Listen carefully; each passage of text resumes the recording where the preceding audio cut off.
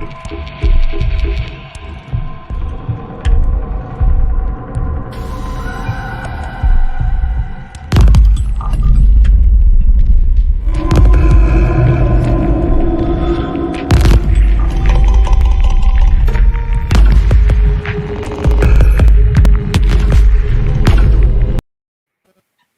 right, everybody, welcome to tonight's episode of The Gathering, hosted by SRS Paranormal. With us tonight from our team is case manager Al James, and we have our psychic mediums down here, Rhonda and Nikita. And our special guest with us tonight is Josh Bender. He's the owner of Deadlights. He's also a paranormal researcher, and I'm going to have Josh tell you all about himself, and then we'll get into the show. Thanks for being with us tonight, Josh. Oh, thanks for having me. Well, to start, just how I got into the paranormal or where I'm from, and that kind of stuff. Yeah, just a little bit about you and what you're into and how, and then we'll get into the question side of things. Well, I grew up in Western Pennsylvania, and I lived there for, about 30 years. And I moved down to West Virginia for work, and I've been down here for about 10 years. I started in the paranormal back in 2004, 2005. And just with some friends, a buddy of mine owned a bar, and another friend lived upstairs, which was pretty convenient. But at the same time, there was also claims that it was haunted. And so a friend of mine, we were sitting at the bar one night, and a friend of mine was telling me about different things and hauntings and stuff like that. And he had gone with a couple of different people and wanted to show me what he had learned. And back then it was like tape recorders and VHS camcorders and things like that. And so that's how we got into it. And I was kind of hooked after that. So it wasn't really And an it was experience. and like you said, it was actually convenient though that having been a bar downstairs, you just had to like go upstairs real easy, right? Right. Yep. I mean, that would be me. I mean, it would be easy. Easy commute home. Upstairs, right? Yep. Yeah. And I did it many times. And So Josh, before that, were you a believer in the paranormal before that happened, or was that kind of what made you a believer, or kind of where were you before that? I still wasn't sure. I've always had that skeptical side where, it was something that I had to experience myself and see for myself and not be able to explain it, because I was always, trying to figure out what made the noise or where the voice came from, things like that. But it wasn't a profound experience that I had that really got me interested in it. Right. See, and that's kind of like in my journey. I talk about my journey a lot with me because I was a total skeptic, right? I mean, I didn't believe in the paranormal at all. I didn't really have a problem with people who did. I just had never experienced anything until I was in my 30s when I had my first experience. Well, I guess it was my early 30s, but when I had my first experience with the paranormal, and that's what made me a believer. So I always like to kind of gauge and see where people were before they got into it. So from that point, so you started with investigating with the stuff that was going on upstairs. So that's where you kind of got the interest. So when did it go from that to becoming more of a passion for you?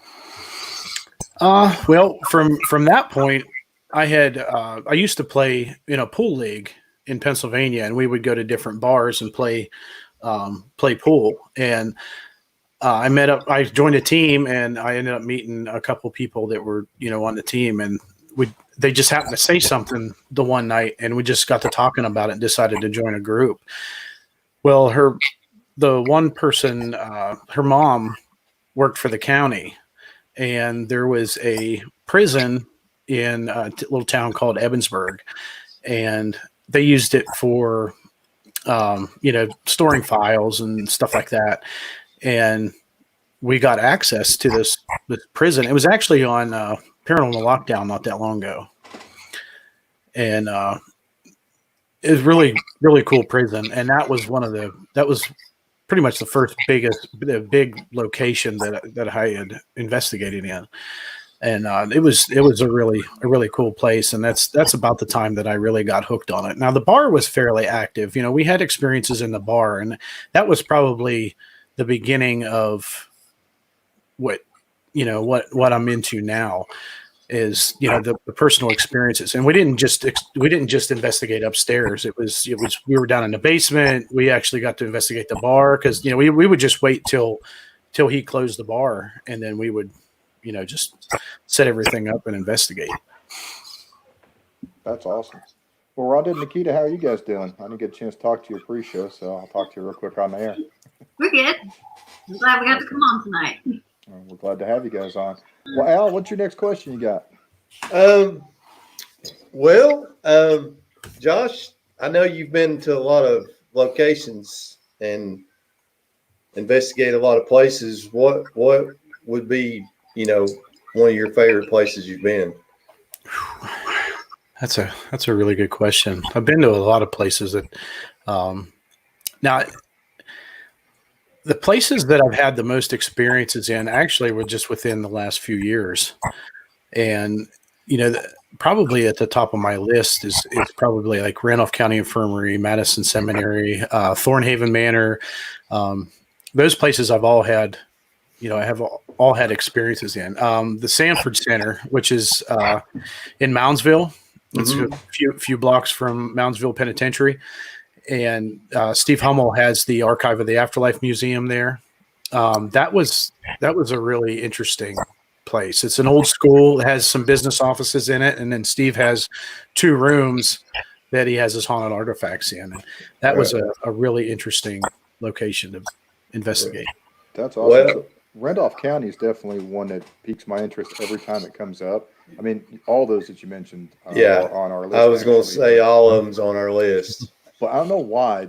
I have this like personal draw to want to go to Randolph County. And it's like every time we talk about it, I go, man, I can't wait until we can get there. So you've investigated it, I guess you said. Mm-hmm. So what did you think of it as a location? Did you enjoy it or?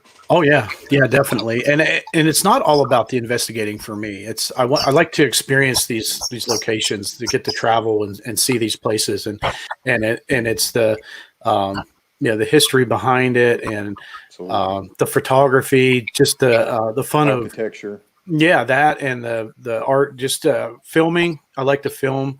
I always like to have a camera in my hand, and everybody in the group kind of has their own tasks. So, and we have these production meetings before we go. So we know whenever we get there, because we know we don't have that much time. Some places allow you have a fair amount of time, but we like a lot of daylight before we start investigating, so that we can do B-roll and all kinds of stuff like that. So my job is basically I do the drone footage. So we plan out shots and stuff like that for the aerial shots, and I do the plan shots. And then usually when I'm at the location, I think of something else just to throw in there, just so Justin has a lot of options to pick from. Hyperlapse videos. We set up time-lapse videos. And then, like Derek and Justin are doing B-roll. Justin's doing interviews, and the 2 mediums in our group, Derek's fiance Missy and my girlfriend Jess, they do walkthroughs. They'll walk through, and they were doing something a little bit different this year. Justin used to do a walkthrough for each of them through the location, as they would pick up on things and stuff like that. And it's easier for Jess not to know anything about the place, because she just recently got into the paranormal, and so she knows nothing about these places. So she doesn't look them up or anything like that, and she picks up on things. She has a notebook that she keeps in the truck while we're driving to the location, or whether wherever we're staying, and things. If she picks up on things, she'll write them down, and then she'll show Justin later. But And so you bring up something really, really important there to us. I mean, that's a big part of what we do on our team. In fact, we've got both of our mediums are on with us tonight, so I'm hoping they'll jump in here and talk a little bit about that part of it, since you brought that up. But we have found that bringing that side into just the scientific, the research, adding those mediums and adding that ability to connect and tap in really elevates the research itself. At least that's what our findings have been, and we do something similar while we're getting set up and doing things. one of us, usually me, goes around and films them while they're doing their walkthrough and getting their initial readings. But Rhonda, you guys want to talk, and Nikita, you guys want to talk a little bit about what you guys pick up beforehand, and maybe kind of talk a little bit about that, since it's the same thing that Interface Depth is the team that you're with, right? Correct. Yes. Yeah, we do. I get a lot of stuff on the way to locations, most of the time. But and then when I get there, it really gets us. And I always like to go in cold, so I know that what I'm getting is valid and not subconsciously influenced by knowledge of the place. But Nikita gets a lot. Do you get a lot on the way too, or do you get it most of the time?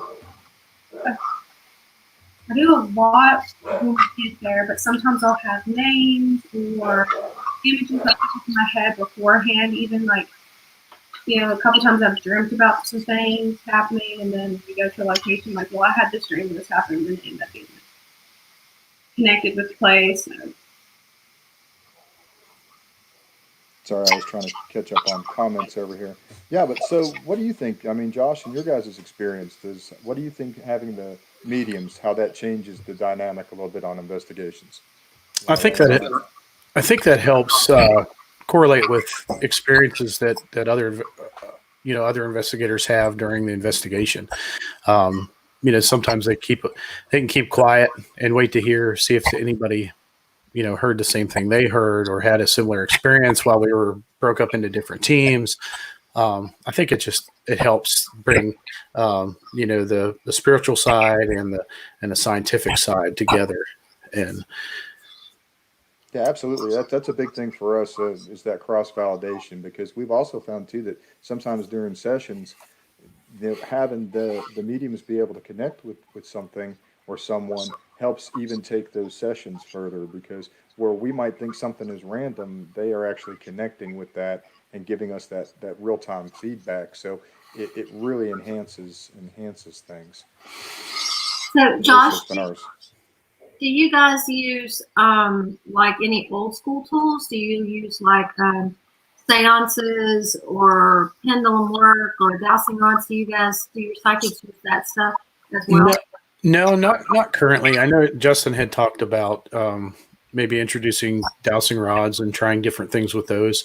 Not really pendulums or anything like that, but I know that Jess and Missy, they and Justin also they collect different crystals and stones and and things like that. And they have different properties and meanings, and it's so hard to keep up because there's so many different ones, and it just looking at all the different ones that they have, it's yeah, crazy that people can memorize what each one's for and which ones to carry with them and which ones not. So but it's really great to have that diversity too, I think, and to have those people with those different I'm trying to keep up a comment at the same time. I'm not doing so good.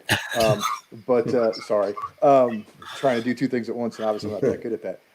But no, I think that diversity is really cool, because then you have people that have those different expertise, and that's what we have. Much like you guys have a little bit of a larger team.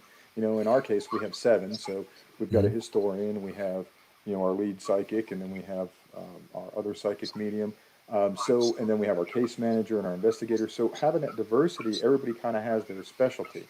So that brings different elements into the investigation, and that's why we like bringing stuff like the dowsing rods, because then you opens up so many doors to cross-validating these different experiences with multiple tools, and it's been phenomenal for us. And I think dowsing rods is something that I was very skeptical of when I first tried them, or saw them. But after having that experience and getting used to using them, they're a very valid tool, because you really would have to work hard to manipulate those. And I think it would be real obvious if somebody tried to do it. You got to be open-minded to and be willing to accept that energy passing through and be able to get that. But it's something that I think is a tool that we love using. So, that's something I hope you guys expand on. This one just came through from you guys. Yeah, that's Justin there doing it. Hey, Justin. So go ahead, Josh. I didn't mean to cut you off. I'm sorry. Oh no, that's okay. I was done talking about the dowsing rods. I know that I have a set and I used them years ago, but the skeptical side of me is, I'm kind of on the fence. It's really got to be a really obvious experience. It's got to be something that I have no doubt that that's what it was. But I do get weird feelings when I go into places, and there's actually an experience that I had at Madison, and I didn't even remember it when Justin released the documentary. I actually saw that, and I didn't remember that happening. But Yeah, which and was so really weird. had you ever experienced that before, where you had something that you didn't remember happening? Because see, that's a phenomenon that I had heard about, and in the first probably 13, 14 years that I was doing this, I never experienced that until it happened to me, and didn't remember that. And so I had always heard of that phenomena, but I hadn't experienced it. Was that the first time you'd experienced that, or? Yeah, that's the first time I've ever experienced something like that. The other experiences that I've had, I mean, there may be some that, somebody has to mention that it'll like, oh yeah, I remember that at this location that this happened here. But there are some that really stuck out to me. But, within the last few years is probably the most profound experiences that I've had in the paranormal. So do you think that's because of the places you've gone, or for me, the reason my experiences have changed is because I've opened up more and I'm more accepting to things, and I take things more as they happen than I used to. I think if you talk to some of the other members of the group, especially Justin, I definitely need to open up more. There's Down from Mayor Al? Yeah. Yeah. Because I guess I don't realize that I'm doing it, but I block it. But I do have some experiences. Fantastic. So, okay, next question for you then, Josh. What would be your dream location? If you could say, all right, I'm going to go to any location, anywhere in the world and investigate, where would that be and why? Oh, anywhere in Europe or, the UK. I think everybody wants to go over there because of the history. The history goes way back, and it's just so interesting, the castles and stuff like that.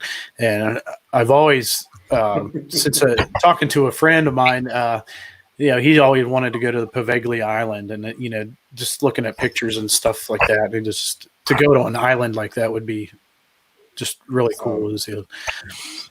Yeah, and see, we just think we have history here, right? I mean, we're talking about Gettysburg on the group over here is talking. It's Taryn, yeah. Taryn and Taryn loves Gettysburg. I love Gettysburg too. Yeah. We've gone the last 2 years to the Gettysburg Battlefield Bash, and that would be a great event for you guys to go to as well. It's a lot of fun. There's a lot of people coming together and just hanging out, as vendors, and just sharing different things, and it gets bigger every year. Just from 2 years ago to last year was a huge difference. But I had been there several times before. We used to ride our motorcycles out to Gettysburg and just stay at the campground and just drive, ride through the battlefields and just kind of, go on tours and stuff like that. I mean, I've been on the same ghost tours. I don't know how many times. I always go back, and it's really, really cool to experience. Yeah. I've been up there a couple of times, but not like investigating, just touristy type stuff. So it's definitely a surreal place. I do want to go sometime. And Taryn keeps trying to get us to come up, and she's told us a couple of times about the Gettysburg Bash that we need to try to come up for that. Yep, definitely. And, I love Gettysburg too. I've only been once, but I'm a big history and Civil War buff, so I know I would absolutely love Gettysburg. You would love the battlefields, and the museum is really cool. They have the movie played in there that they play in there, just like it's like a documentary style movie, and then they have you can actually stand in the place where Abraham Lincoln gave the Gettysburg Address. I mean, wow. If that doesn't make Matthew geek out, I don't know. Absolutely right. That's why I would absolutely love to know. But like Justin said there, the Gettysburg Battlefield Bash, it benefits a few things, actually. The Pennsylvania Wounded Warriors and they have an organization called Heroes for Hire, and that's a guy that dresses up in like a full cosplay outfit. He's Batman, and he has a Batmobile, like an actual Batmobile. And they do stuff for kids there, and they have some vehicle tractor trailer called Blackout. It's all blacked out. It has POW flags and stuff, and it's really cool looking. And they do have stuff inside for kids. They have a DJ outside. They have food vendors, and so it's a really cool. Well, we're definitely going to try to make it to that one of these years. It sounds like something we would definitely enjoy. So far this year, it's still on schedule. They haven't changed anything up. Somebody put on there what date it was. July 24th to the 26th, I believe. We need to check our schedule, Matt. Yeah, I'd love to go. That would be, she says, Misty says fingers crossed. Or Missy, I'm sorry. Says fingers crossed. So I guess she's referring to the dates still being on schedule. Yeah, we had to move our event, Hexpo, which was going to be in August. We just announced yesterday that we've moved it to next April because we just didn't think we'd be able to keep going and get it going the way we wanted to. So we were forced to move our huge conference. So it's been rough, that's for sure. Yeah, it's been different. I mean, I'm still able to work, but our schedules are a little. Next week we're kind of going back to normal. They did split our crew up, and only half of us was there at a time, and now we're going to have a full crew working 5 days a week, but we're still going to have to stay separated. But I've been lucky enough to still be able to work, and I still had orders coming in, and so I've still been trying to get those out. And so it's been kind of normal, other than trying to get parts. I've had some difficulties getting parts, but so far it hasn't slowed me down yet. That's good. We'll wrap up on talking about events. We like actually supporting those kind of events too. So I was glad that you explained what the Gettysburg Bash supports, because that's, I think, something that we as advocates and people in the paranormal that are really trying to expand and do things and have a mark on the paranormal, we need to support and host the type of events that benefit those historic societies and different charities. And I'm glad to see more and more of that in the paranormal. That's a good thing. Absolutely. And that kind of shows a little bit of credibility to the people, the good people that are in the field, because they're trying to save these historic places, and by allowing people to come in and investigate, and people that can respect the location, it helps keep the history and the location alive. Absolutely, and I think that's a responsibility that we have. Plus, I think another thing that we do a lot of that. We do a lot of local historic places that we're the only team that has access to those. So we host a lot of public investigations there, and it's an opportunity for people to come in and learn about the paranormal. But it's also exposing a whole other group of people to a historical site that may not have visited it. So I think you're absolutely right, and I think that preserving that history is an important part of what everybody in the paranormal should be doing instead of just thrill seeking. So you do your public events at the Nickerson Sneed? Nickerson Sneed is what Rhonda owns. We do some there, but we also have there's a big inn in the middle of a place called Bluntville, Tennessee. It goes all the way back. 3 presidents have stayed there. It goes back to the late 1700s. So that's one that we do publics at. The Tipton Haynes is another historic site that we also host events at. And we've got a few more that were supposed to come online early this year, but of course the COVID, we weren't able to bring those online, that are also active locations that we'll be hosting events at. And we do that to, get the opportunity for people to investigate, but also to help those sites.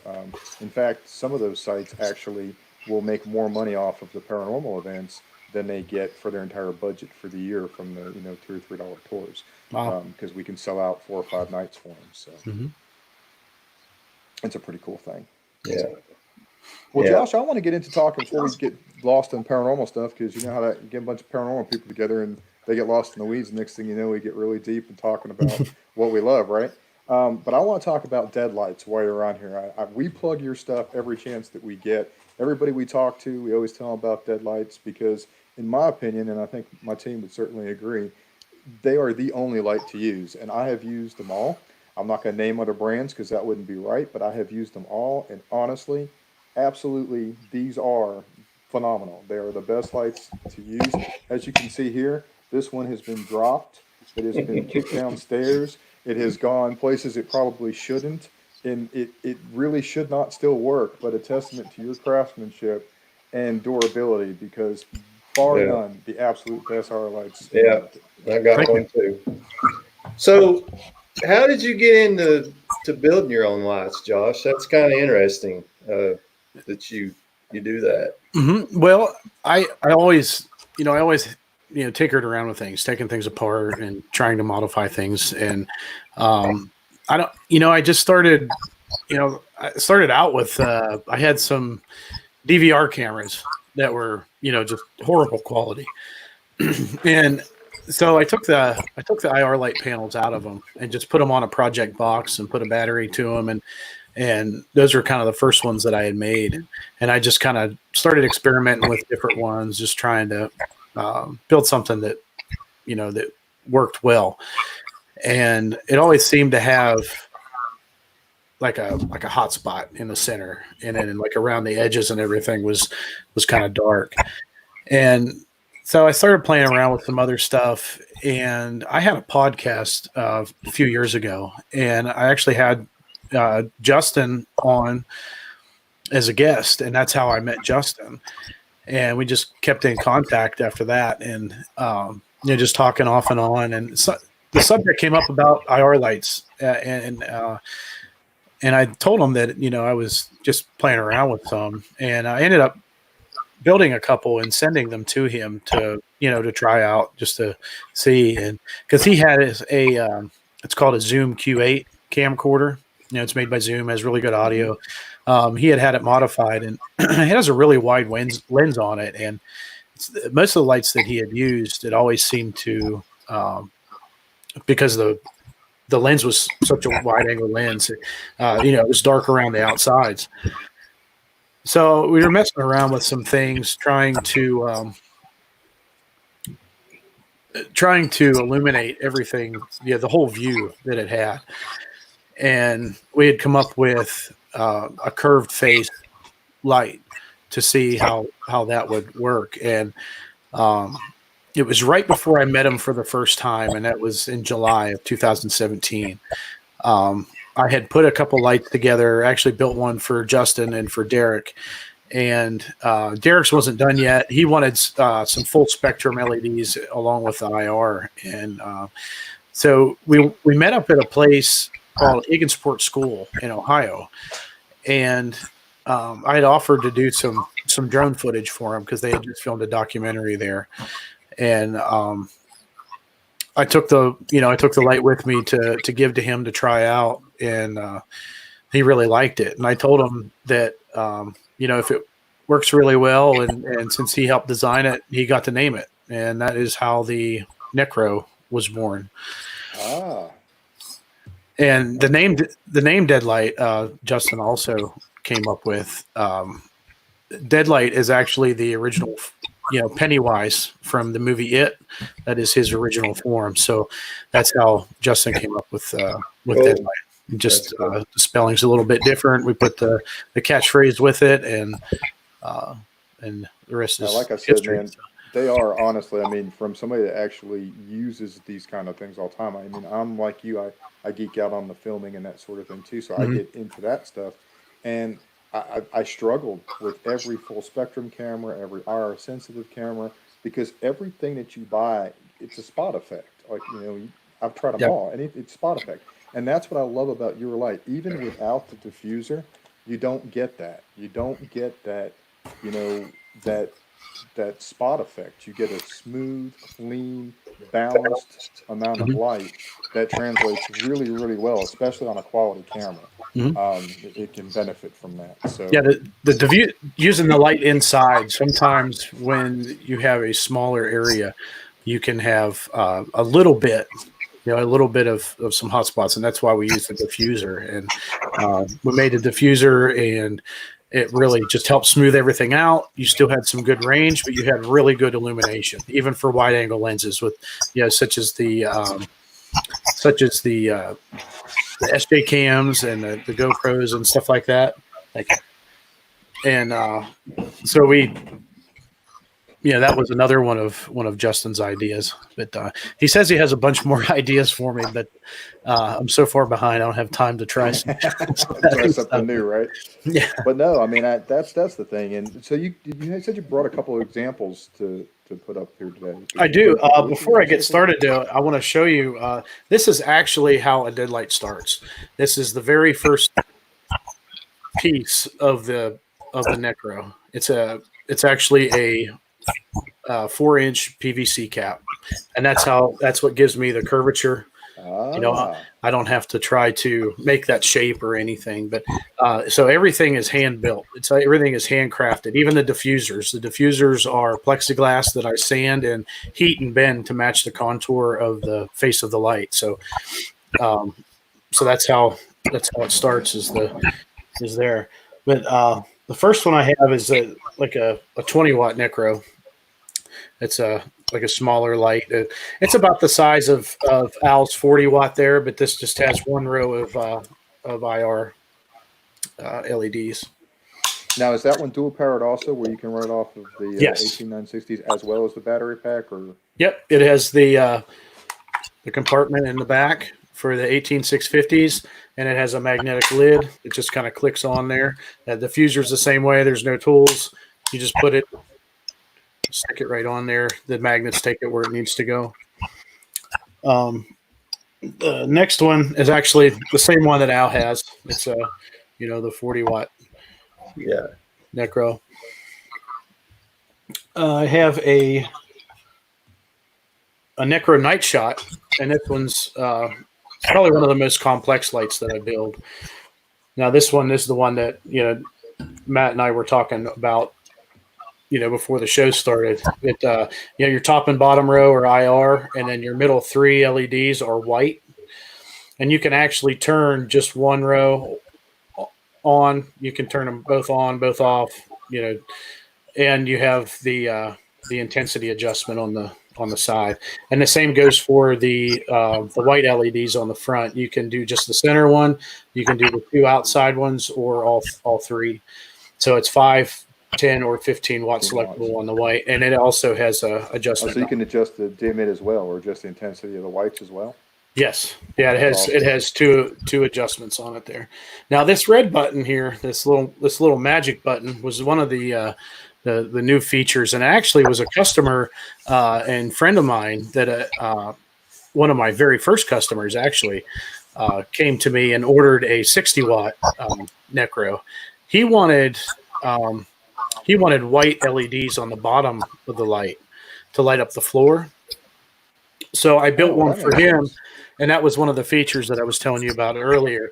Now I have 2 variations of it. This one here actually has 2 white LEDs on the bottom, and it lights it. It does enough so that you can see where you're walking.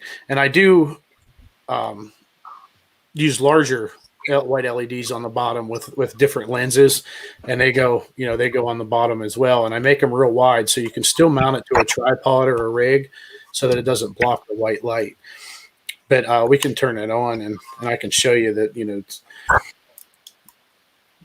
I'll turn it the wrong way. I don't even have batteries in it. Here, I'll show you this one. I have batteries in this one. This one actually is, and this is a weird order. And I don't know if you know Bill Davis or not, but he's a good friend of ours. He's Justin's co-host on Fridays. Oh, okay. But he wanted a purple deadlight. So, the normal deadlights, like you can see, has the black rubber coating on the outside of it. It was just kind of like my signature thing. I'd like to, just doing something a little bit different. Well, he wanted purple. Well, I couldn't find purple. So I messed around with some different things, and finally got something that worked. And when I figured I would try something a little bit different when I went to spray it. And what happened in the first coat was it kind of pulled away a little bit when I put the rubber coating on it, and it made I don't know, maybe the lighting might not be very good, but it's like lavender. it's purple and Yeah. yeah, like a tie-dye kind of. It's actually pretty I know cool. what you're Yeah. Like it. Yeah, after I did the first coat, I messaged him a picture and I said, "This is pretty neat. I want you to see this. I can definitely fix it on the second coat and make it solid purple." And he really liked it, so we just kind of ran with it and Cool. made it interesting. But this also has the pathway lighting on the bottom, and I do have batteries in this one, so this one's going to work. But you can Oh wow. just turn it on, and it turns so you. Oh, can, that's cool right there. Yeah. Yep. Now this you can't adjust the intensity on it, but the bigger LEDs are create a bigger lit up circle so you can see, and it doesn't mess with your IR or anything like that. It doesn't blind anybody because it's on the bottom of the light, and so that was a really good feature. That's really cool. And that's what I really love about the innovation that you bring to those lights. You just don't just do just IR lights. I mean, you're incorporating the white lights, which those of us that film with cameras like the Sonys that can do both both IR and regular light. It's really good to have that and not have to have separate light panels on your rig. Like currently I've got, that YN300 Air on there plus your light. So I've got, two good sized lights to switch back and forth. So I'm definitely going to upgrade to your 60 watt version because I think that would be what would suit me for my needs for sure. Now, I don't know if I sent you the picture or not, but I have a picture of all 15 watts on the night shot of white light in my backyard, and I turned up all the way, and I just took the picture with my cell phone. How it lit up everything, and I'll send it to you so you can see what just 3 of them do. But the last one in the Necro family is the 60 watts. That's the Mac Daddy right there. That's the biggest one, the biggest production light that I make. I do have a prototype that I will show you guys. I don't know if I showed you guys this before or not, but actually this one right here is actually the first all white LED Necro. I had a customer ask me about that, and I still have to do some testing on it and stuff, but it works the same as the IR as far as the controls. As soon as you turn it on, the middle row comes on, and then you have a button on the top and the bottom, so you can light up your top array, light up your bottom array, and then of course is your intensity adjustment. So that is cool. One moment. No, my Siri just activated for some reason. I can say Siri all day long, and she won't even answer me. And there's some random word trips, right? Yep, yeah, exactly. Crazy. So, are you going to keep innovating new stuff, or are you going to kind of just keep kind of where you're at now, or what's the plan for Deadlights? You got some stuff in the works? Or? Yeah, I mean, I'm trying to do to expand on some things as far as the lights. I really like the handmade version of the Necro.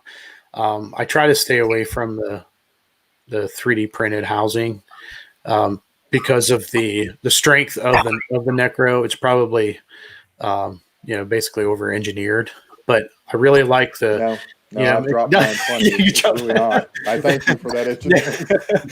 But it's a very strong housing. And people have dropped it. I know somebody that dropped it down some cement steps at Old South Pittsburgh Hospital, I think it was, or maybe Hellsbar Dam, one of those two. And it was fine. It just scuffed up the rubber coating. But I'm on the fence with the 3D printing because it just doesn't seem to be strong enough for what I'm building, what I hand make. It would be faster, but until I have a design that I'm satisfied with, I'm going to stick with the handmade housings. But I do have a 3D printed light, and it's the 10 watt Demon. And there's no intensity adjustment or anything. It's just an on-off switch. It has a magnetic back, just like the Necros do. This is a 5-volt source. You can use 1 or 2 batteries, and it's also dual power. So you can actually hook up the same battery holders that that I provide with the Necros, and you guys have one, but that's these here. Has two outputs, 5 volt and 8.4 volt. Works on the Necros and the Demons, and of course it has the magnetic diffuser on it, and the rubber coating on it as well. I do have some different versions that I'm working on. And Missy in our group, she always wanted a pink Demon. So I printed out, I have a pink Demon to put together. I have a green one. That's cool. And I also have, and this is another Bill Davis special that like the purple Necro. This is a glow in the dark. Oh, that's wow. cool. Demon. Yeah. So it's not done yet. It's missing a switch, but I'm working on it now. And it actually has pathway lighting on it. I've never done that either. It has two white LEDs there. So I'm working on that as well. But yeah, that's pretty much the lineup. I do have a prototype I can show you. I did have it at the Bash last year. And this one everybody likes. This is a good conversation piece. But this is actually a 120 watt. And there's a funny story behind this, and that it's dual power as well. But the special thing about this is it has the the one thing I didn't mention is the battery compartments on the Necros are 3D printed. But that's the only thing on them that's 3D printed. But this actually controls the light, as far as the dimming and the strobing and the different blinking. You can turn it on and off, and it has a battery compartment for 4 batteries. You can run it on 2 or 4, or use external power. The dual power, you can plug it in here. But the nice thing about this is it's a wireless remote. Oh, cool. And I did do that on one of Justin's lights, and Justin has a 60 watt.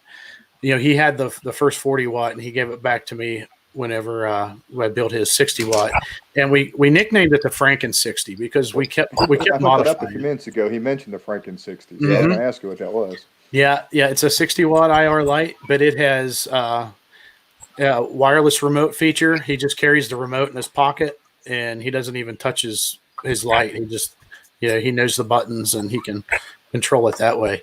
That is And really cool. he has a battery meter on it. That was one of the only ones that I put a battery meter on. This has a voltage meter on it. It'll tell you the voltage on it. But this one, crazy. yeah. Actually, whenever you turn it, when you first turn it on, the 2 middle rows, which is 60 watts, turn on, and then you can do the top or the bottom array. So it's 60, 90, and 120 watt selectable. So I got to ask, a light that size, how big of an area could you light up with that thing?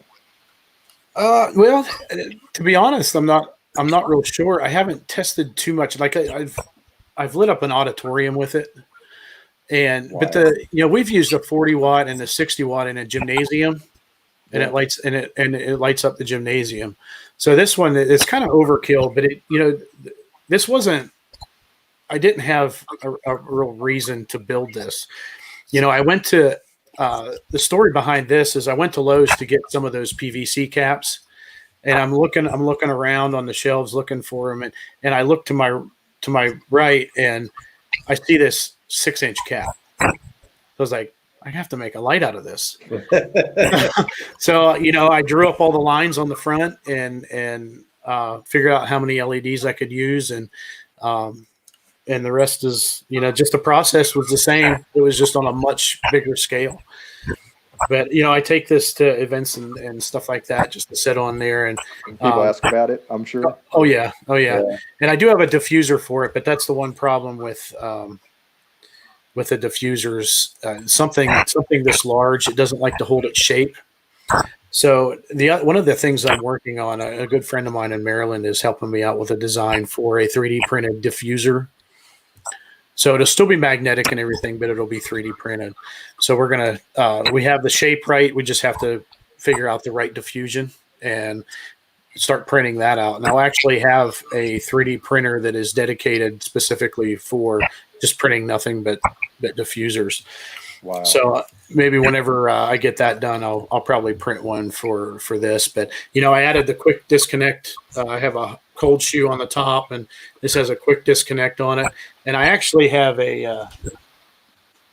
these carbon fiber rods.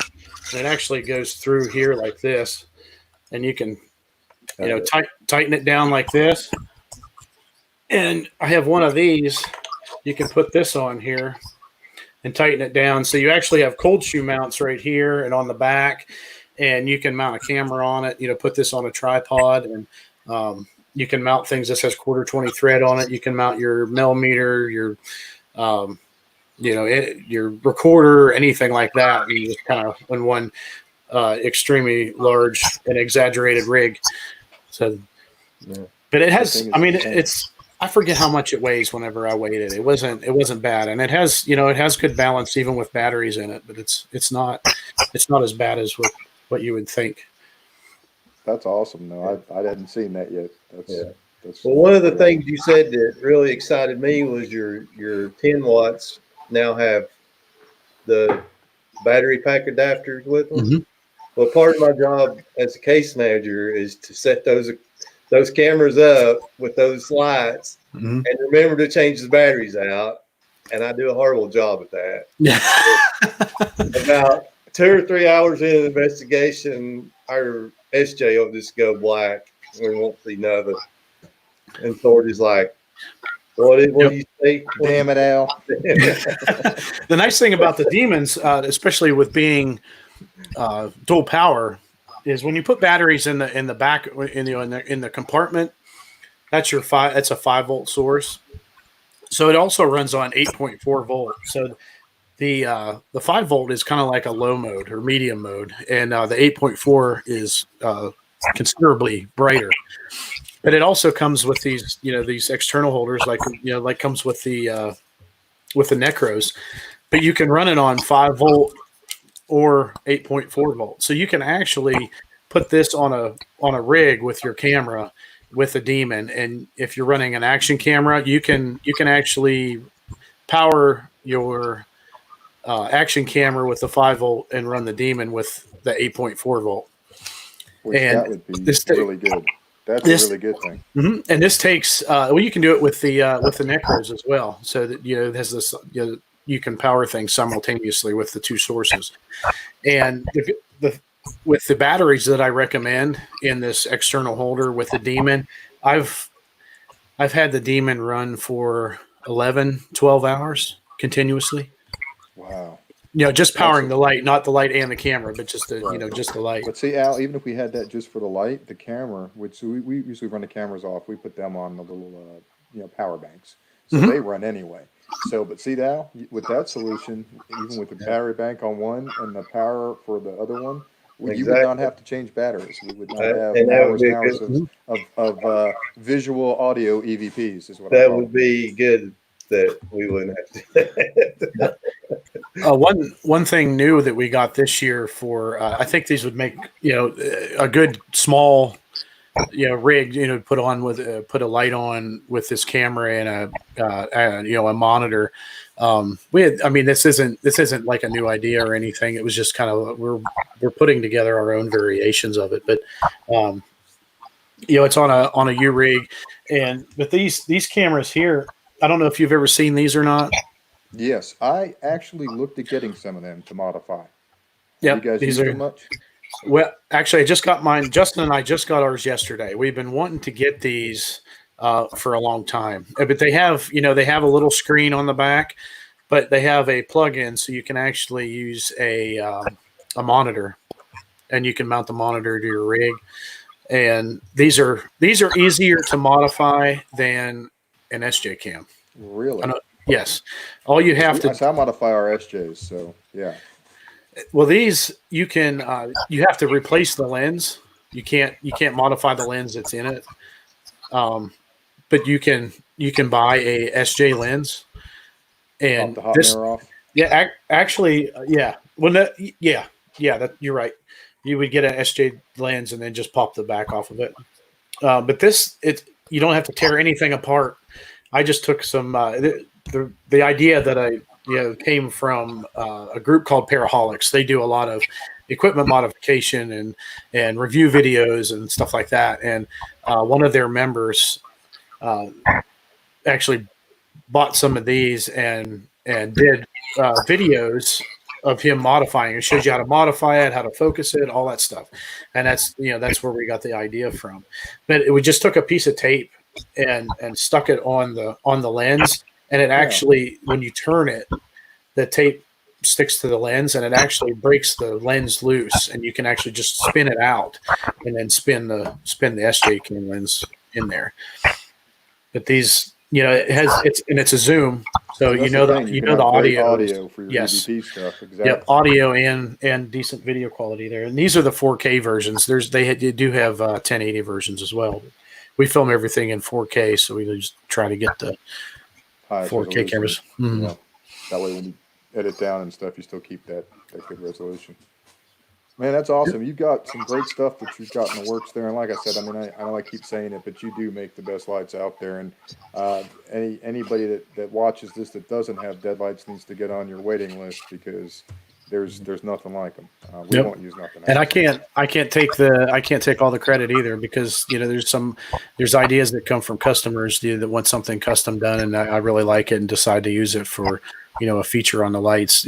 Justin also doing the promo videos, the logo, the name of the company. I mean, he's helped out so much. So Deadlight wouldn't be Deadlight without Interface Death and the couple other friends that helped me with designs on the 3D printing and all the testing and stuff that we do. And Justin always send Justin a light, and he does video reviews, and he's working on a review video for the Demon, for the Gen 2 Demon. And one of the other versions of the Demon, I forgot about this, I call it the Slim Demon, and it's actually just the front half. It doesn't have the battery compartment on it, so it's external power only. So it's a little thinner. Then you just power it with the external holder. So there's different variations of the same thing, but the Necker design is still the same. A little bit. The building methods that I use now are a little bit different than what I originally did. I made things a little bit easier on myself. Whether it be tooling or methods to still get the finished product that I've always had. So that design has not changed in 3 years. Wow. Well, and you got great customer service too, and that's something that's a lost art. Thank you. Yeah. And that's something that you do really great with as well. Yep, I try my best to accommodate everybody and tell them everything up front. There's obviously some bad news up front whenever somebody wants to order one, because I'm so far behind. But I do work full time plus overtime. So this is my evening and weekend kind of thing, and then once a month we try to have something booked during the summer to go film, or we usually do like 2 events during the year. But it's always good to get together with those guys. We're so spread out, we don't get to see each other that often. Justin is in Ohio. Jess and I are in West Virginia, and Derek and Missy are in Indiana. Oh wow! So we're kind of spread out. Long distance there. You have to plan. It's like we're blessed. Our group is all within 30 or 40 miles of each other for the most part. So we do a lot of video chats. Especially after Justin's podcast, we usually stay on and and chat and plan things and talk about stuff. And so we're constantly communicating. We just don't get to see each other and hang out and cook out and all that kind of stuff. Yeah. Well, that's some good stuff there, man, for sure, Josh. And you guys do some great work. I personally watch a lot of the stuff that you guys do at Interface Death, and you guys do some cutting edge stuff. It's and a high quality production work too. Yep, which and I appreciate, because I'm nowhere near that level of production, but I know what it takes to put out that level of quality.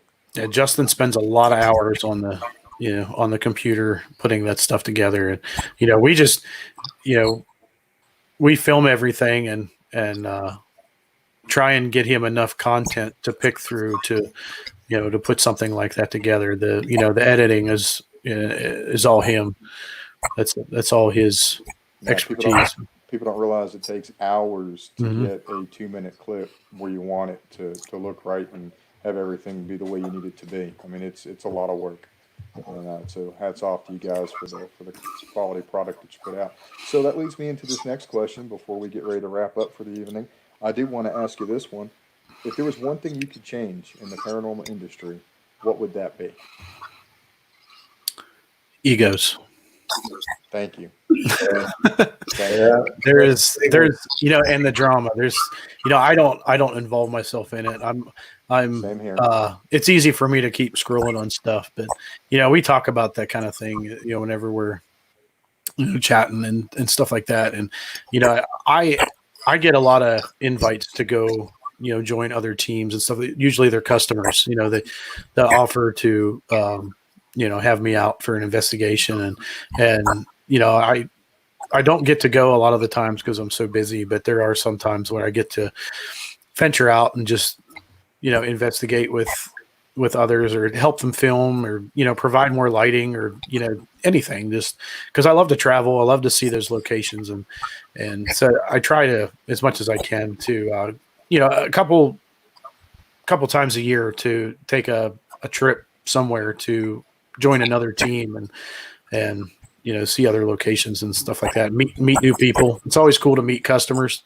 Oh yeah. I don't. for sure. That doesn't happen very often, but it's really cool to meet people at events and stuff like that. So And Justin made a point. He said reviewing of the investigation is the hard part, and that's very true too. I mean, we all know this. You spend 4 or 5 hours at a location, but if you've got a bunch of drop cameras and audio going, and your personal cameras and POV cameras, Mhm. I mean, you can easily have upwards of 60, 80 hours of actual raw footage that you got to comb through and Yep. then go back and listen to, and then try to validate it. So yeah, that's Mm-hmm. the huge part of that too. Yep, we use the digital recorders. We use wireless microphones. We even have face cams. We have on our camera rigs. We have face cams, and I even made some little 1 LED lights, so it's just enough to light up your face. So we have our face cams too. So he does a lot of cross checking with the face cams, and showed us how important it is to have the face cams when it comes to sounds and stuff like that, because you don't remember realize the everything that whispering happens. stuff, yeah. Right. Exactly. And I have a horrible memory anyway. That's probably why I didn't remember that experience I had at Madison.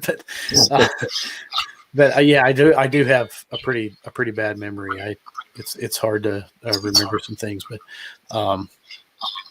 I can forget some important stuff, but I'll remember some of the dumbest things. It's weird how that happens. That thing that you remember that nobody else does. Yeah, what I call useless information. Yeah, Exactly. that stuff Yeah. that people are like, Yeah. What? Yeah, but then something really important, like what your wife told you to do, is like, huh? Yeah. But anyways, but no. So I think that that does bring up another point too that you mentioned, that the importance of making sure you take those extra steps, like the whispering and the talking. You don't realize it. You don't realize how much you, even to yourself. I find, like, when I go back and review some of even my own personal stuff, if I'm filming something and I'll say something under my breath and not realize that I said that, and if you're not careful, the drop camera or the recorder in the next room or with the next person could easily confuse that for human whispers. So. Mhm. And those recorders now are so sensitive. I mean, they pick up things that that you can't even hear. That's an actual, it's actually something that somebody's belly's growling or something like that, and nobody hears it, but the recorder picks it up, and then somebody thinks it's a growl or something like that. But it's easy to make noises when you're all trying to be quiet. I mean, it's really easy to make noises. I'm guessing Zach is your brother. Zach Bender, is that your brother? Yes. He says that you guys get it honestly. So, there you go. But no, so True. Josh, that's true. I agree. I think that egos is the biggest thing. That's what we talk about all the time too. If people would put aside the egos and stop the thought process of, hey, our way is the only way, and really would try to learn and collaborate with one another, I mean, there's good and bad, of course, with everything, but if we would learn from each other and work with each other and elevate each other, imagine where we could take the paranormal in 5 or 10 years. Mhm. If we dropped the egos and we dropped the drama and really focused on just researching and really trying to move the field forward. Yeah, there's so many people in the field that it's I would say it's impossible to get everybody, to just stop with the BS and just work with each other. But it's I will pretty much work with anybody, and you don't have to buy my lights. You don't have to purchase for me. You can use anybody's lights you want. I don't care. If we both have this paranormal thing in common, so it doesn't matter to me. I would still join you guys, even though you even if you didn't buy any lights off of me, Right. I'm still going to join you guys because I enjoyed talking to you guys. I finally got to meet you at South Paracon, and Right. Yep. it was Well, I was And going to that's say, kind of weird because we had talked a lot. I mean, we had talked for like almost a year. You and I had been conversing back and forth over Messenger and stuff about lights and different paranormal theory and things. And then, like we did a year later, finally got to meet you. It's kind of weird. It was like I already knew you, but I actually physically met you at Mid South. And I think Al was going to say the same thing. yeah, I was going to say that, you made a point. You said that people don't have to buy your lights, but I was just going to say that people are wasting their money if they don't buy your lights, because Yeah. I've had several different lights, and I contacted you last year about making mine, and you were gracious enough to get it to me before we went to Brushy Mountain the first time. So Yeah, yeah, I mean, they're amazing. So I mean, being so far behind, it's hard to meet deadlines. But I really try to, So I was laughing at Justin's comment there. what did he say? It says interface death uses a competitor's light, and we get the Death Star. So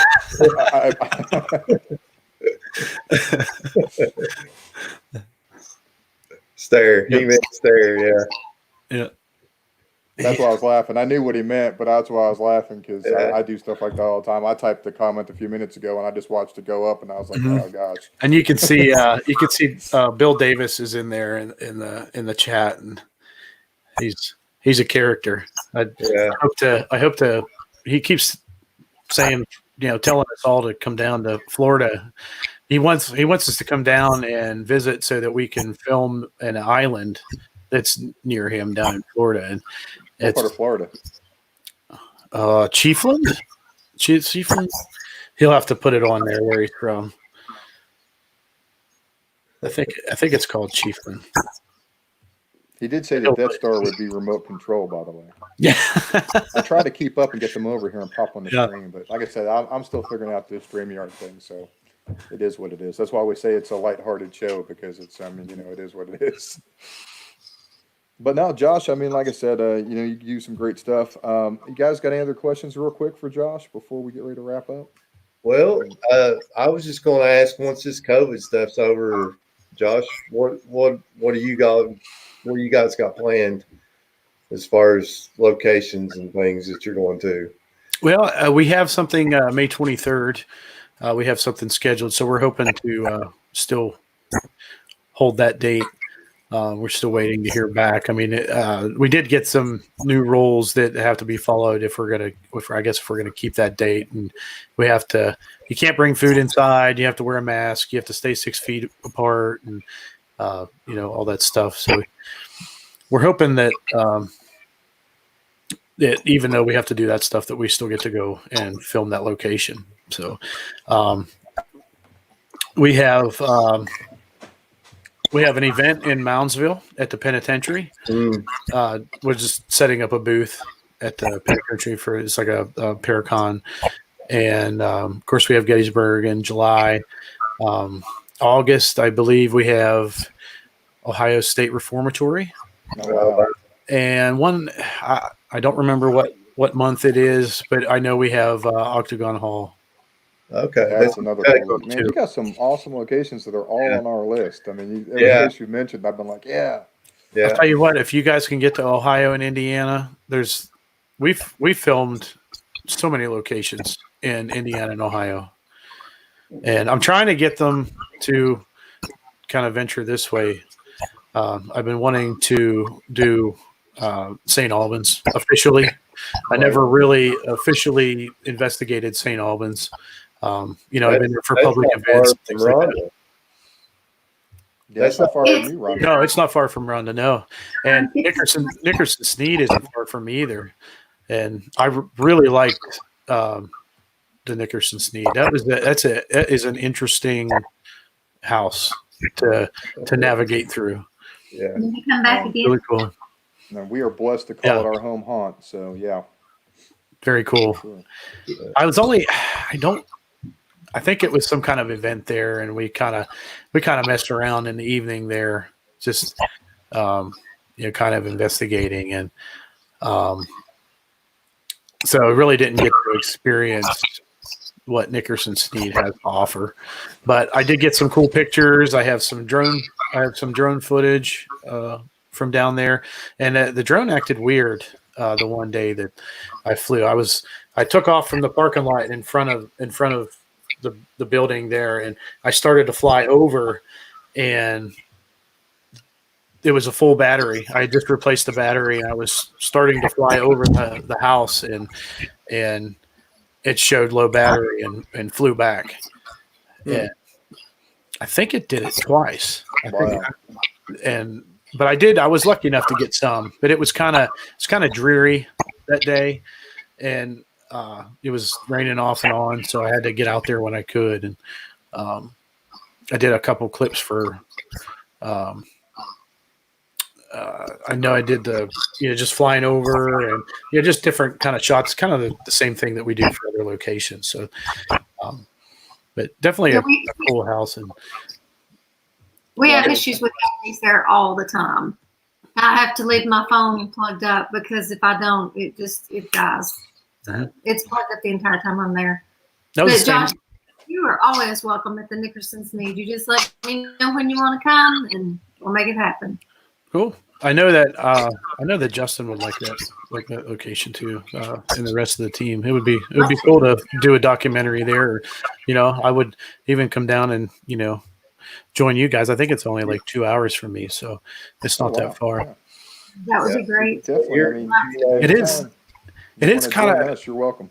being in that area. It's odd because you have this historic building, and then you have truck stop, and the intersection right there, and it's kind of like it's right off the highway, and you have this old piece of history sitting right there in the middle of all this modern, the roads and the technology and stuff. So. But yeah, Josh, anytime you guys want to get together, we're always up for collabs too. So if you guys ever want to do a big location, I know you guys film documentaries and stuff, but if you guys want to, get together and do something other than that, we'd be more than happy to. Anytime, that would be for cool. sure. Yep, that's Justin's forte. So you have to get with Justin and see if we can, get together and do some things. I know you talked to Justin at the Mid-South We did. Paracon as well. Yeah. For sure. Well, you guys got any other questions for Josh before we get ready to wrap her up? Al, anything? I mean, I'm glad you came on. Like Matt said, we've been talking for years and just finally got to meet you last year. So, so hopefully, we can get together sometime in the future and do something together. Yep, we're not that far apart. Yeah, like I said, you're welcome to come down here anytime. We've got a bunch of locations we can go to. We just last month before all this COVID stuff, we went down the Hellsbar Dam and done it. It was a good location. Yep, I've been wanting to. That's on my list, and Brushy Mountain. Brushy Mountains. I'd like to go back to Old South Pittsburgh Hospital. So that's on our list, and I don't know that Matt knows this yet, but that's probably where we're going next. I was there. I think I just found out with everybody else. I think I was there 4 years ago before they cleaned up the place. Before the new owners took over. So yeah, it's definitely different now, just from looking at the pictures. So yeah. Well, really Josh, cool. thank you for being. Go ahead. I'm sorry. I was just going to say Hellsbar and Old South are within 10 minutes of each other. So, wow. that would be something you could come down Chattanooga's right there. You could Hit both pretty Yep. easily. hit them both. I've done multiple locations in a few days before. So And I was going to say, you said Thornhaven earlier. I've reached out to that guy, and I think he's been sick. I think he had health issues. And Yeah. people were having trouble getting a hold of him. Yeah, so we were wanting to do it in Randolph County, kind of in the same trip, since they were so semi close together. You know, if we were going to be on the road 5 or 6 hours, we were going to try to hit a couple of different places. And that's a Yep. real relative term with us because, like last May, we went up north, and so we went and we did Wildwood and Hinsdale, and then we went over to Boston and Salem and Falls River. So to us, that's a relative term. So when Al says they're close, within the same state is Yeah. close for us in terms of road trips. Nikita doesn't care because she sleeps for the whole thing anyway. Yeah, A few years ago, I went on a trip with. Do you know who Corey Heinzen is? I know the name. Him and his wife own the Conjuring House. yes. He's That's a good friend of mine, and we actually won this auction for a multi-location, investigations at multi-locations, and we met up. Him and there's John Huntington and Nicole Novell. We all got together. We met up, and we actually drove and met them in Des Moines, Iowa, and we started by spending 2 evenings at Malvern Manor. Okay. Wow. And then we left from there and we drove to Villisca Axe Murder House. That's on our list. Yeah. And then we woke up early the next morning and we drove 7.5 hours to Ashmore Estates in Ashmore, Illinois. Oh wow. And then from there we went to Atlanta, Indiana to Rhodes Hotel. I And then, remember you going there. Yeah. yep. And then from there we went to Collingwood Art Center in Toledo, Ohio. So that And then was So we long. started out west and moved to east. Corey and John flew back to Maine, and I went to my parents in Pennsylvania, and I got a good night's sleep, and I joined a paranormal group and helped them film at the Knickerbocker that weekend. Oh, wow. So I did 6 locations that week. Wow. Yeah, very tired. That's Just exhausted, right? mhm. Sure. I just have to say, Justin said he'd do anything for moonshine. So Well- that is something that we absolutely can find here. We don't have a Yep. shortage of Not that. a shortage of in our Yep. area at all. Probably not even in my refrigerator. So I'm just, I could definitely get some here too. It was a little hard to find there for a little while, but I do like some of the stuff from Gatlinburg. I like going shine tasting. That's It's, not real moonshine though. it's not. We'll but- introduce you to the real stuff. Well, I have real stuff here too, but yeah, he's in that West stuff, Virginia, man. yeah. Yeah, they got real That's- stuff there too, Al. But that stuff's not too bad, but it's nothing No, like no, the it's- homemade it's stuff. We've got some friends. We got they actually are friends of Rhonda's that have East Tennessee Distillery. They've got some really really good stuff. It's the star variety kind, not the back holler stuff, but it's really good stuff. I've had some of their stuff. It's really good too. Do you drink shine too, Rhonda? Oh yeah. Yeah. When we were talking about the Nickerson Sneed, the event that I was down there for, I had actually got a tea reading from Rhonda, and one of the things she told me was I do too much. I have too much on my plate, and that I should maybe get rid of some of those things. And I never did, Rhonda. I just I just kind of added to it. So and that was actually before I built lights. So You just added to it, huh? I did. Yeah. Bill Davis wants to know if they do brownie testing. They do in Florida at Bill Davis's house. I know that. I'm up for that. But you were talking about Thornhaven Manor. We actually have, we have our documentary on our YouTube channel, which is Interface Death.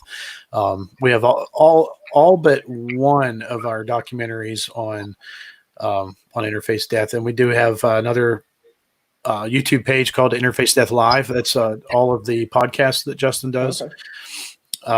I'll make sure to Even- include that in the descriptions. I did put Interface Death and Deadlight both in the YouTube and the Facebook description. I'll make sure to add that one. He just started the Interface Death Live, so he can put all his lives because he does broadcast on Facebook and YouTube. And I'll probably mess this up, but there's other platforms that he does too, Twitch and other ones. He'll probably put up. He'll probably comment on that. But Yeah. there's a lot of If he wants platforms. to that he type will it do. up, I'll throw it up on the screen here before we get Yeah. off, so it'll be Yep. on the video. And I've our watched a lot of your series. I think y'all went. Have you been to the old Licking County Jail? yes. I think I watched that one, and I think I did watch the Thornhaven. Mhm. So yeah, interesting stuff. Good. And it's really cool because we film in 4K. So if you have a 4K TV, it's really cool to watch the documentaries in 4K. Our latest documentary actually is up for rent on interfacedeath.net, and it's the Haunted Hartford City, a paranormal documentary. So we were able to investigate 4 locations in a weekend in Hartford City, Indiana. There was Old Blackford County Jail. Mm. And standing on the porch of the jail, if you look just down the road, not even just about a block away from the jail is the Monroe House. So we did the Monroe House, and then when you rent the Old Blackford County Jail, you also get the Irvin Campbell Speakeasy, and you can investigate the Speakeasy too. And that's about a block or so away. And one of the historians that used to work at the jail and Randolph County Infirmary, she told us about. She was I think it was a friend of hers was getting ready to open a bar in that town, and it's called I think it was called Centerfield or something like that. And you can see it in the trailer, and it's called Griffin's Blind Tiger, something like that. It's an interesting name, but we did a little bit of investigating in that bar too, and I actually had a couple experiences in that bar. So, so we did those 4 locations. I think it's about a 2-hour documentary, and actually got to sleep in the Monroe House the first night, which was actually kind of quiet. But after that, I didn't have. We did have some. Justin and I did have some experiences in there, and then it affected some other members. But it's definitely something worth to watch. You can rent it on interfacedeath.net. You can buy the digital download, or you can buy a Blu-ray, and it's all on our website. So, And that's all off the main Interface Death site has links to all that as well. yep. And there's a link on there for YouTube and everything. But if you search on YouTube Interface Death, you'll get the YouTube channel with all the other documentaries that we have on there from past seasons. Like I said, you guys put out some fantastic content, and you're doing, real research in the paranormal, and that's what we always love to support those efforts. So you guys do great stuff, and you build like I said, fantastic lights. So Thank you. All around great guy, and we really appreciate you coming on tonight. I'm going to ask you one question that just popped in my head. You said if we get up to the Ohio, that area, where would be the location, the Indiana, Ohio? If you could only go to one, what would be the one we should try to make sure we hit up there? Boy, that is a hard question. Again, I'm going back to Madison Seminary, Randolph County Infirmary, any of those. Thornhaven was a good one. I don't know if that one's open anymore or not, but Old Licking County Jail. That is a really good. If you want to get an idea of what it's like, our documentary on there as well. It's a very good documentary to watch and get a good idea of what kind of things go on there, and the people that run it are awesome. They're awesome people. I know they watch the podcast quite a bit.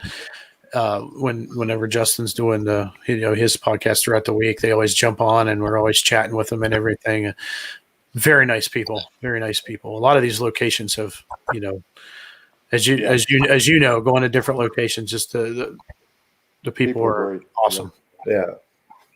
And that helps make it experience too. I mean, because like we always talk about, you can't make things happen. Sometimes it just doesn't happen. Sometimes it's not there to happen, or sometimes Mhm. it's just not happening when you're there. So having make those connections with really great people kind of makes that even more special, because then even if you don't, it makes you want to come back to the location and give it another shot. Yep. Well, guys, it's been a great show. I've really enjoyed having you on, Josh. Once again, thanks for coming on. We're going to get ready to hit the outro here. Everybody that tuned in tonight, we thank you for joining us. And if you are not on Josh's waiting list, Josh, how long is your waiting list right now? Oh gosh, I hate to say it. It's I'm about. Sorry, I didn't mean to put you on the spot. No, Brother. that's all right. It's I mean, I tell anybody that messages me anyway. That's like the first thing that I tell everybody. It's I'm about 7 to 7.5 months behind right now. It's a long list, and with working full time, this isn't my main source of income. This is like my, I've always had side work growing up, just doing stuff on the side and stuff like that. So this isn't really out of the ordinary for me, but 7.5 months behind, but it doesn't cost anything to get on the waiting list. I don't charge anything until your order is ready to ship. So if something happens in that time, you want to change something, you want to back out. I honestly, I don't even care if I have it built and somebody backs out. It honestly doesn't hurt me, because I have a long list of people waiting for a light. I can just move it on to the next person. So, it doesn't hurt me to have a cancellation or anything like that. I understand that, things can happen, because I've had, even with this virus, people have been waiting to get a light, and I came up, I think I had to skip 5 people, which I completely understand. And it's not a big deal to me. It really isn't. So, I try to, accommodate the best I can. And I notify people about a week to 2 weeks before they start on their order, just to make sure there's no changes, everything's good. And then, I'll build their order. A lot of times I even send some progress pictures, what it looks like when I'm building. I'm not as secretive as other people that build equipment. I'm pretty open. I don't give all the secrets, of course, but Right. I do show quite a bit of the process. Well, I actually think I saw a video of where you Mhm. were doing it.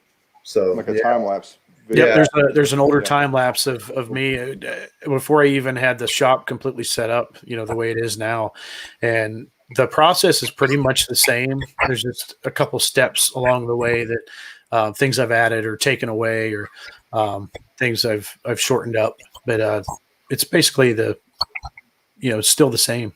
Yeah. Well, tell everybody how they can get a hold of you to order a lot when they want to. Well, you can actually just message me personally, or you can get on Deadlight LLC on Facebook and message me that way. I do not have a web page yet. We haven't worked on it yet. I have the domain and everything. We just need to create it. It's going to be more of a informational website, as far as showing different examples with light and camera combos and things like that. I may sell merch on there, because I do have merch that I sell. I don't advertise it as much. I usually take it to events with me and sell that way. If somebody asks, I can get them, merch. I do hats, I do shirts, beanies, stickers. What else I've done? Patches, things like that. But Well, I'm going to get a hat off you, because I like to Yeah. wear hats. So I'd like to have a Really? hat so I can Yep. support you out there when we're out doing our thing. Yep, it looks this way. Looks just like this one, and this one I could do. I've done in green, and this I know it looks white, but it's actually glow in the dark. We do a lot of glow in the dark stuff. We're or even some of our interface desk shirts this year are glow in the dark. But I do a lot of glow in the dark things. The stickers are glow in the dark. Sometimes when somebody orders a custom light, I'll put a glow in the dark logo on it, just to finish that off. It's kind of like a signature thing. We just put a special logo on it for the custom light. So Awesome. And once again, Josh, thanks for being on here tonight. It's been a great show. Enjoyed talking with you. Always like catching up and hearing what's going on and what you guys are into. And it was really good talking to you about all that and all the things you've got going on with not only Dead Life, but with Interface Dead. Mhm. It's really awesome stuff. Next week we have Carrie Kennedy. She's a renowned pet psychic. She was featured on Ghost Brothers Haunted House Guests. She'll be our guest next week. Will be on Friday because Al and I work full time at the fire department, so we have to work around that 24-hour schedule. And I believe we're back on Thursdays, so that means the show will move to Fridays for a couple of weeks. But we will have her on next week, and then we have a couple other big guests coming up in the next couple of weeks after that. I think on the 29th we have Daryl Marston from Ghost Hunters will be on with us. So we look forward to the upcoming weeks. Rhonda and Nikita, thank you guys for being on. It was good to see you. This social distancing and all that, I haven't gotten to see my peeps, so I'm glad I at least get to see you on the show. So Yeah. that's at least good. But all right, guys, thanks for tuning in. Bye. Good evening.